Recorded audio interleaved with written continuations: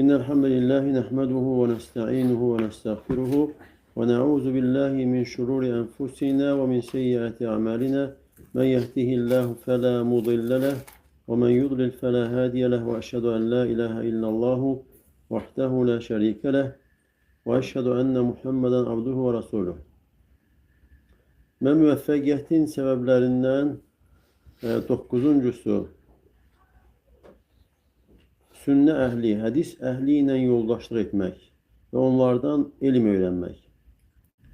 Və Allah Teala'nın insana müvəffəqiyyətindəndir ki, insan elm sahibi ilə yoldaşlıq edər, ondan faydalanar. Və bəzən də olur ki, insan hədis əhli olmayan, sünnə əhli olmayan, əksinə bidət əhli olan insanlarla yoldaşlıqla mübtəla olur. Və bəziləri isə cahil insanlarla yoldaşlıqla mübtəla olur. Və belə olduqda insan haqdan uzaqlaşır, haqdan kənarlaşır və yolunu azır. Lakin insan elm, sünnə əhli ilə müvəffəq olarsa yoldaşlığa, bu Allah Teala'nın ona olan yardımıdır. Və Yahya ibn Ya'mar deyir ki, Basra şəhərində qədər haqqında, qədəri inkar edənlərdən ilk olaraq Ma'bəd el-Cühəni idi. Və mən də deyir, və bir də Hümeyd ibn Abdurrahman el-Himyari ilə birlikdə həc və yaxud da ümrə üçün yola çıxdıq. Və dedik ki, əgər Allah Resulü sallallahu aleyhi və səlləmin səhabələrindən kimlənsə rastlaşsaq, ondan bu qədər barəsində danışanlar haqqında soruşarıq. Kimlər qədər haqqında danışır.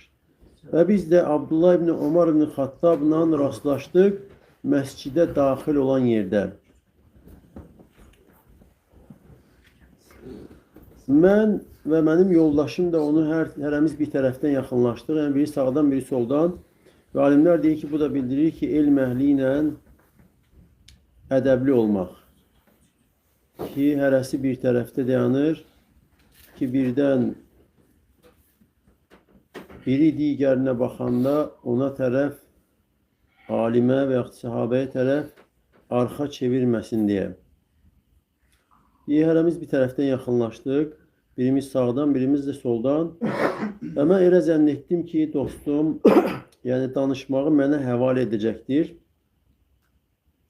Və dedim ki, ey Əbu Abdurrahman, yəni səhabəyə deyir, Abdullah ibn Ömərə, ey Əbu Abdurrahman, yəni biz tərəfdə bəzi insanlar peyda olub, Quran oxuyurlar, elm öyrənirlər və onların bəzi əməllərini, yəni yaxşı işlərini zikr elədi.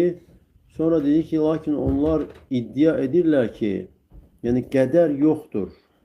İş sonradan baş verir. Yəni Allah Teala əvvəlcədən işləri təqdir etməmişdir. Allah Teala istəyi və qədəri ilə deyil, insan edəndən sonra Allah Teala bilir. Və bu cür insanlar ortaya çıxıblar. Və Abdullah ibn Ömər deyir ki, sən onlarla qarşılaşdıqda, görüşdükdə onlara xəbər ver ki, mən onlardan uzağam. Onlar da məndən uzaqdırlar. Və sonra deyir ki, Abdullah ibn Ömər'in and içdiyi Allah'a and olsun ki, əgər onlardan birisi Uhud dağı boyda qızıl xərcləsə, sədəqə versə, Allah Teala onlardan onu qəbul etməz, qədərə iman gətirmədikcə. Və sonra hədisi danışır. Və bu da əhl-i sünnənin metodudur, onların üslubudur. Hər hansı bir məsələdə dəlillə, sübutla danışırlar. Və hədisi danışır, atası Ömər ibn Xattabdan rəvayət edir. Hansı ki, məşhur Cəbrail hədisidir. Və bu hədisin də içində Allah Resulü sallallahu aleyhi ve sellem deyir ki, və sənin qədərə iman gətirməyindir. Xeyrinə də şərinə də. Yəni, imanın dərəcələrini zikr edir. İman nədir? Və onların içərisində də qədərə iman gətirmək. Yəni, qədərə də iman gətirmək 4 mərtəbəsi ilə olur ki, Allah Teala əzəldən hər şeyi bilib, ve ezelden Allah Teala bildiğini, yani her bir şeyi bilip ve yazıp ve o şeylerin baş vermesini, olmasını isteyip ve təqdir edib, yəni Allah Teala yaradıb. Və bu dörd mərtəbə qədərin mərtəbələridir. Elm, Allah Teala'nın yazması, istəməsi və bir də ki, yaratması.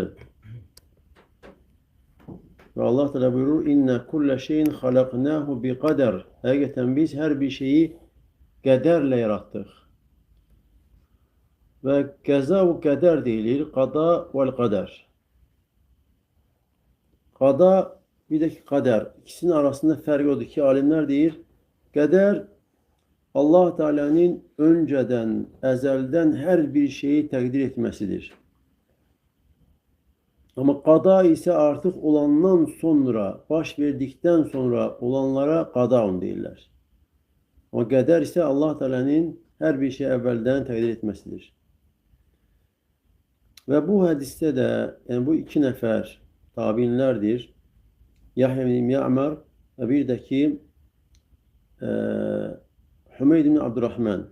Bu ikisi, yani görəndə ki, bazı insanlar qədər hakkında bile danışır ve fikirləşirlər ki, elm əhlinə qaydaq. Və ümrə və yaxud həccə gedəndə deyirlər ki, Peyğəmbər sallallahu əleyhi və səlləm sahabələrindən kimlənsə rastlaşsaq, ondan soruşarıq. Yəni Allah Teala'nın müvəffəqiyyəti ilə onlar bu cür niyyətlə gedirlər və Allah Teala müvəffəq edir sahabələr içərisində ən elmlərindən olan və ən çox hədis rivayet edilənlərdən Abdullah ibn Umarla rastlaşırlar ki, Allah Teala müvəffəq edir və bu şübhə də aradan qalxır. Və bu insana Allah Teala'dan müvəffəqiyyətdir ki, əgər əhl-i sünnədən olan elm əhlindən, alimlə yoldaşlığa müvəffəq olarsa, onun elmindən götürür.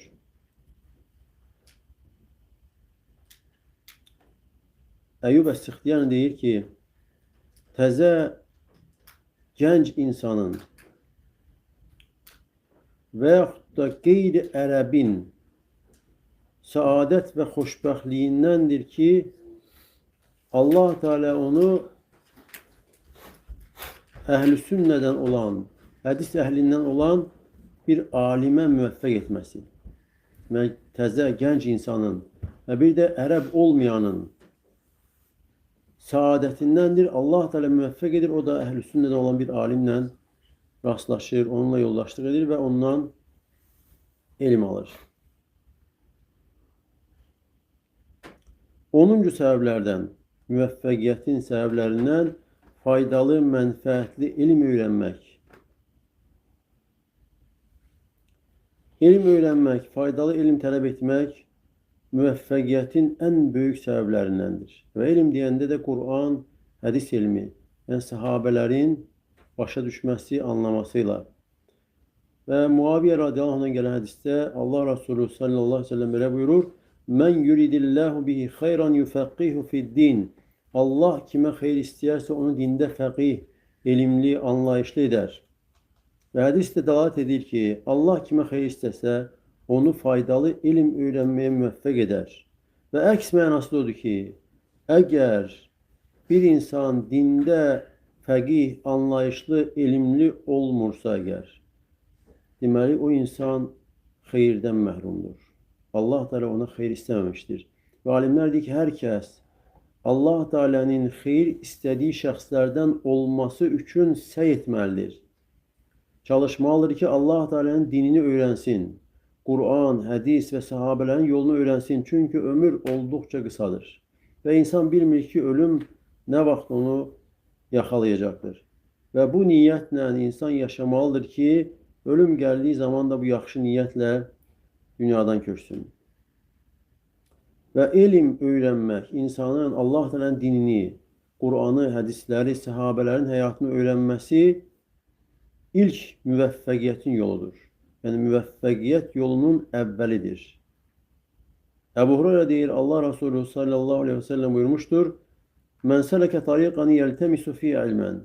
Kim elm öyrənmək üçün yola çıxarsa, Allah cənnət yolunu ona asanlaşdırar.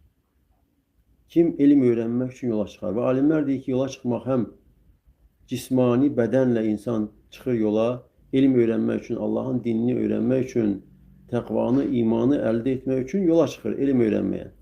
Və həmçinin mənası odur ki, insan oturur evində, hədis əzbərləyir, Quran əzbərləyir və bu insan da elm yolundadır.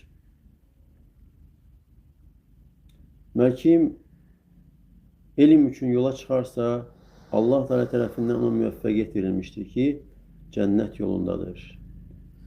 Və elmdə deyəndə Allah dedi, Peyğəmbər dedi və bir də sahabələr dedilər.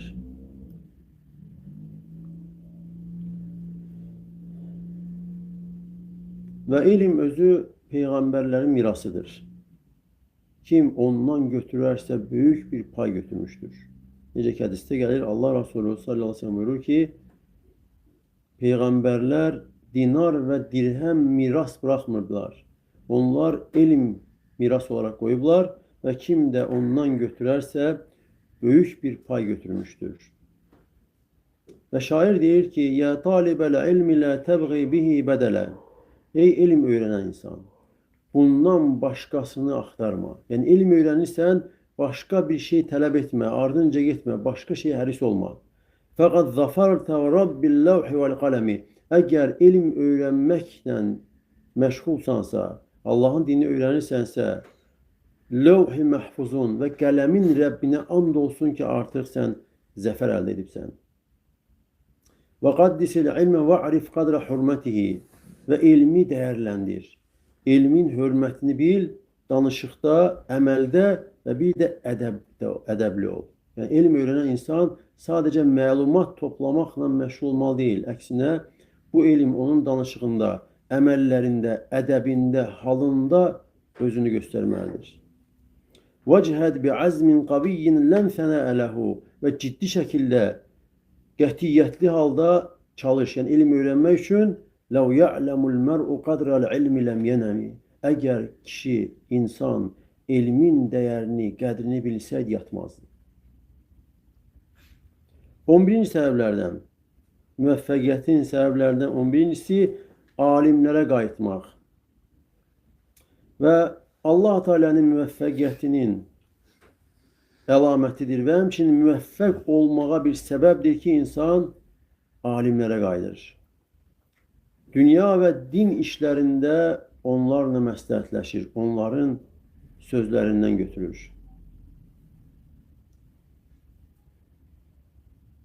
Və şək yoxdur ki, yəni, dünya imtihandır.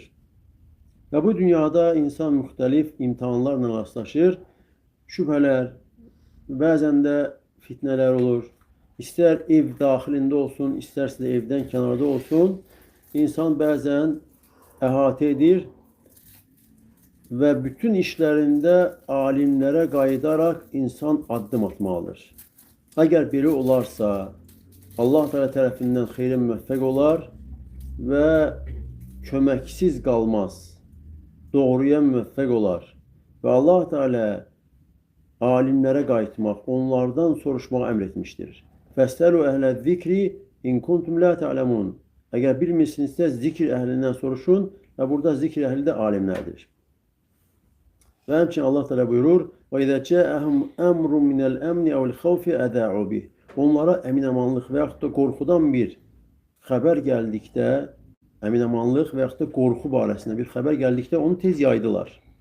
"Və ləv radduhu ilə rasuli və ilə ulil əmri minhum." Əgər onu, o xəbəri Peyğəmbərə və əmr sahiblərinə qaytarsaydılar, özlərindən olan əmr sahiblərinə, ilm əhlinə qaytarsaydılar, لَعَلِمَهُ الَّذِينَ يَسْتَنْبِطُونَهُ مِنْهُمْ.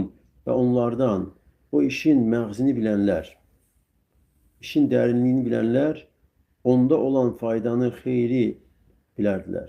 وَيَوْلَا فَضْلُ اللّٰهِ عَلَيْكُمْ وَرَحْمَتُهُ لَتَّبَعْتُمُ الشَّيْطَانَ إِلَّا قَلِيلًا.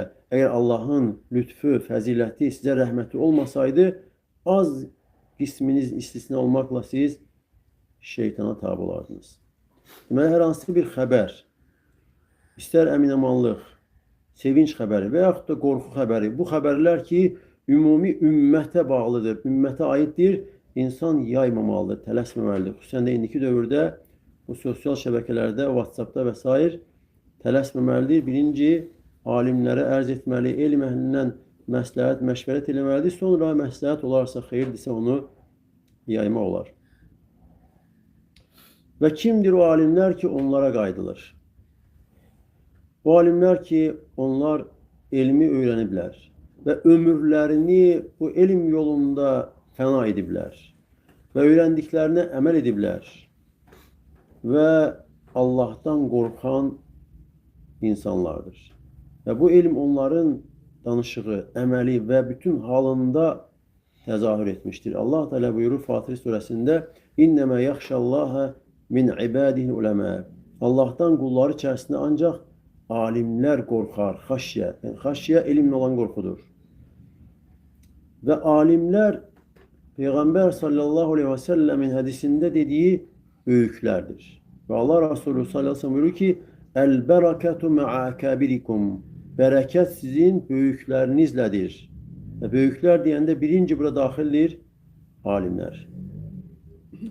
Və alimlər də nə ilə bilinir? Onlar hər hansı bir söz dedikdə və yaxud da bir fətva verdikdə dəlillə danışırlar. Allahın kitabı, Allah Resulü sallallahu aleyhi ve sellem hədisi və bir də fəzilətli əsrlərdə yaşayan salih sələflərin anlaması, başa düşməsi ilə səhabələr, tabiinlər və bir də ki, ətbə-ü tabiin, hansı ki, bu üç nəsil haqqında Allah Resulü sallallahu aleyhi ve sellem hədisdə bildirmişdi ki, ən xeyirli insanlar bu üç nəsildə yaşayanlardır. Səhabələr, hansı ki, Allah Resulü sallallahu aleyhi ve sellem öz yaşadığı dövrdə buna aiddir və sonra tabiinlər və bir də ki, ətbə-ü tabiinlər. Deməli, bu əlamətdir ki, yəni kimə qayıtmaq lazım? Bu cür alimlərə. Danışarkən, fətva verərkən Allahın kitabı, Allah Resulü sallallahu aleyhi ve sellem hədisləri və bir də ki, keçmiş salih müsəlmanların anlaması, başa düşməsi ilədir. Əgər belə əlaməti olan insanları tapsan, onlardan soruş. Digərləri isə səni aldatmasın. Əgər bu əlamət yoxdursa, Allahın kitabı, Allah Resulü sallallahu aleyhi ve sellem hədisləri və səhabələrin, tabiinlərin, onların fəhmi, anlaması ilə insan cavab vermirsə, başqalarının danışıqları səni aldatmasın. Və bil ki, bu elm dindir.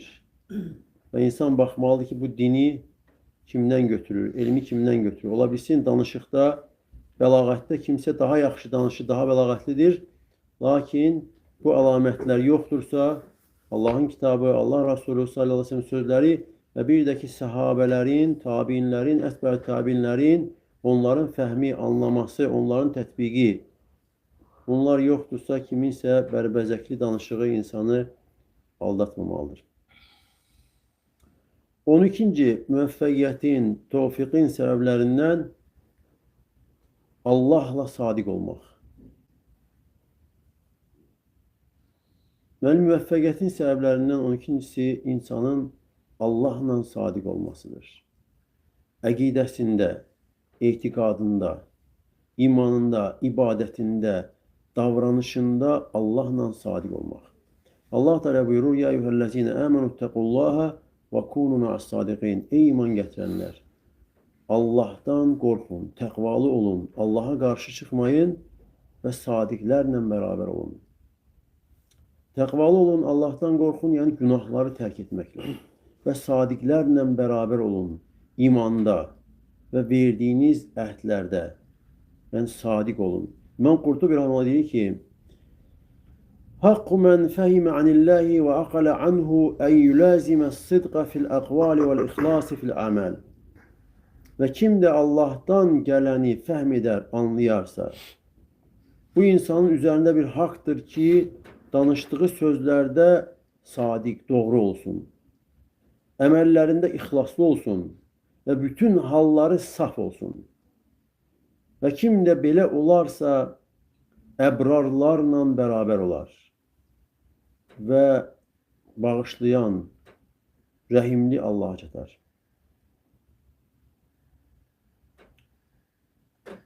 13-cü səbəblərdən insanın Allaha möhtaclığı. Allah'a möhtac olmaq, insanın tam şəkildə Allah'a möhtac olmağını bilməsi müvəffəqiyyətin ən böyük səbəblərindəndir. Belə ki, insan qəlbini təmizləyir bütün nəfsi istəklərindən, havasından və tam şəkildə Rəbbinə üst tutur, yönəlir, Allah qarşısında zəlil olaraq, deməli, yönəlir, qəlbi yönəlir və ən mühüm də qəlbdir. Allah Teala'nın əmrinə və qadağanına təslim olaraq Rəbbinə zəlil olur. Qəlbini Allah'a bağlayır sevgi və itaətlə.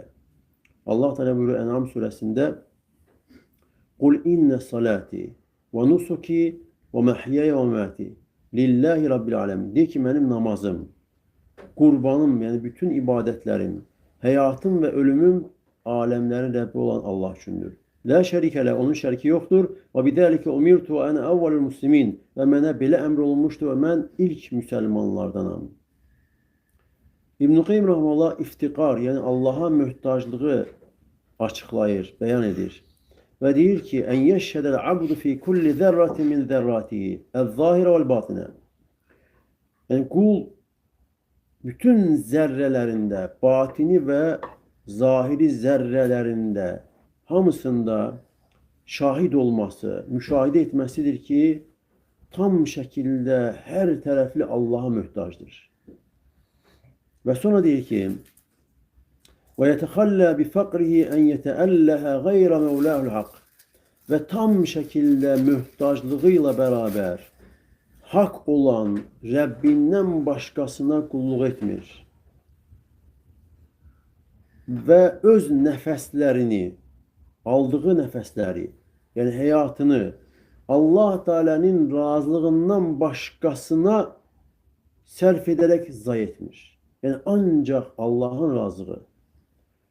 Və yufarriqa humumehu fi gayri muhabbihi, və Allah'ın sevdiyi şeylərdən başqa şeylərə öz dərd sərini parçalamır. Yəni, bütün dərdi, əsas böyük dərdi Allah Teala'nın sevgisidir. Və yu'thira aleyhi fi hal min al-ahval, və heç bir halda Allah'ın sevdiyi şeylərdən başqasını üstün tutmaz. Yəni, ən çox üstün tutduğu şey Allah'ın sevdikləridir. Və yucibu lehu hādəl xuluqu və hādəl muameletu safa'l ubudiyyə, və bu əxlaq və bu davranış, yəni Rəbbi ilə bu davranışı və Rəbbinə qarşı bu cür əxlaqlı olması onun saf qulluğunu, Allah'a olan qulluğunu tərtəmiz edir, saf edir. Yəni Allah'a qulluqda başqa bir şey bulanmır. Kiminsə razılığı, əməllərində kimisə sevgisini, kimisi tərifini güdmək, bu şeylə qarışmır. Xalis Allah sevgisi, Allah Teala'nın sevdiyi şeyləri hər şeydən üstün tutmaq və Allah Teala'nın razılığı onun ən böyük dərdi olmasıdır. Və imarətəs sirri beynə və beynəllah, və Allah'la özü arasında olan sirri, o gizlini insan təmizləyir, tərtəmiz edir, bununla təmir edir. Və xulusar vud, və sevgi xalis Allah üçün olur. Və yusbihu və yumsi və la həmmə ləhu qeyru rabbihi, və o insan sabahlayanda da, axşamlayanda da ən böyük dərdi yalnız Rəbbidir. Fəqad qata'a həmmuhu bi rabbihi anhu cəmi'al humum, və Rəbbinə olan əsas böyük dərdi, bütün dərdləri ondan kəsmiş, qırmışdır. Və addalət iradətuhu cəmi'al iradət, və Allah'ı istəməsi bütün istek ve iradeleri kenara koymuştur. وَنَسَخَتْ مَحَبَّتُهُ لَهُ مِنْ قَلْبِهِ كُلَّ مَحَبَّةٍ لِسِوَاهُ. Ve Allah'a olan halis sevgi, kalbindeki başka şeyler olan sevgileri hamısını çıkarmış, itirmiştir. Ve sonra deyir ki, وَلَا رَيْبَ أَنَّ مَنْ وُفِّقَ هَذَا الْاِفْتِقَارِ. Ve şek yoktur ki kim bu cür mühtaclığa müvəffəq olarsa, elimle hem bilir ve hem de halla. Olabilir insan bilir ki belə olmalı, belə olmalı, ama halı belə değil. Lakin kim elim ve halıyla bu cür mühtaclığa müvəffəq olarsa, وَسَارَ قَلْبُهُ فِي مَيَادِينِهِ بِحَقِيقَةٍ وَقَصْدٍ فَقَدْ اُعْطِيَ حَظَّهُ مِنَ التَّوْفِيقِ. Ve bu insan, yani bu kalp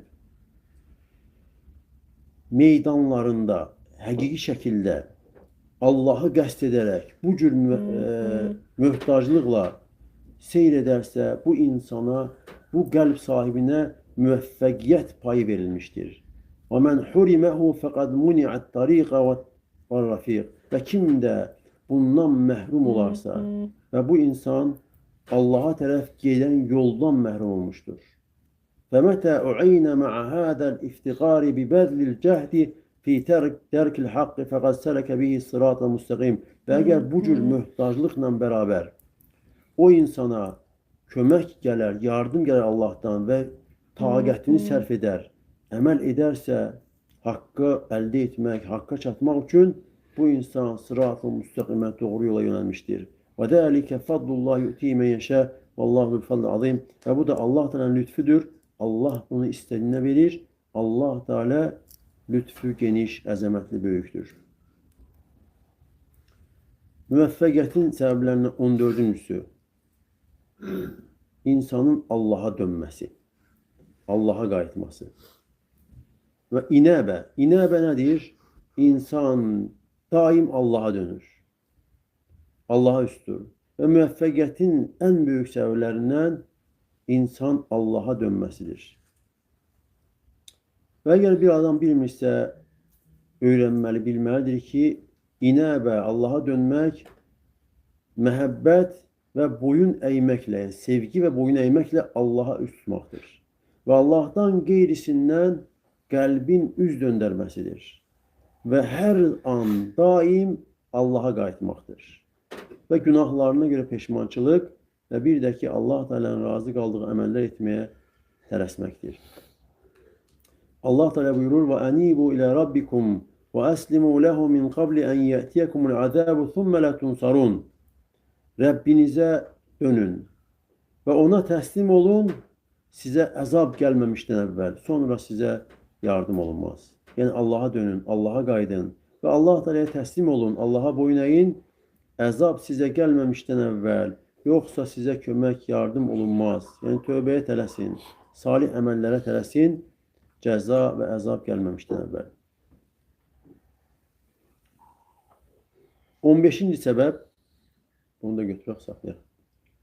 Müvəffəqiyyətin səbəblərinin 15-cisi qəlbdə kin, küdurət, düşmənlik, həsədin olmaması. Qəlbi təmizləmək. İxallis fuadəkə min ğillin və min həsədin fəl-ğillu fil-qalbi mithlul-ğilli fil-unuqi. Qəlbini kin, küdurət, həsəddən təmizlə. Qəlbdə kin, küdurət sanki boyunda boyunduruqdur.